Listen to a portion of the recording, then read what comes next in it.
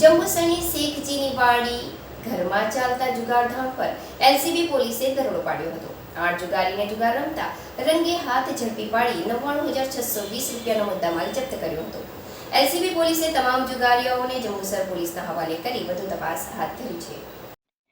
આગામી 31મી ડિસેમ્બરને અનુલક્ષીને ભરૂચ એલસીબી પોલીસની ટીમ જુગાર તેમજ પ્રોહિબિશનની બેદીને રોકવા માટે જંબુસર વિસ્તારમાં પેટ્રોલિંગમાં હતા। તે દરમિયાન ચોક્કસ માહિતી મળી હતી કે જંબુસર શહેરના જલાલપુરા વિસ્તારમાં આવેલ શેખજીવાડી ખાતે રહેણાંક મકાનમાં ચાલતા જુગારનો અડ્ડો ધમધમી રહ્યો છે।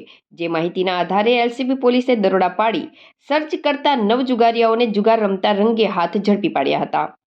પોલીસે સ્થળ પરથી જુગાર રમતા જાવીદ હસન પટેલ, મહેબૂબ હેરાતી અબડાલ, અનવર ઇસ્માઇલ પટેલ, અબ્દુલ ઇબ્રાહિમ ઇસાબ ભીખા, ફરીદ યાકુબ અક્કુ, ઇબ્રાહિમ વલી પટેલ, મોહમ્મદ સિરાન અબદાલ અને અનવર રહીમ અબદાલને ઝડપી પાડી જેલ ભેગા કર્યા હતા।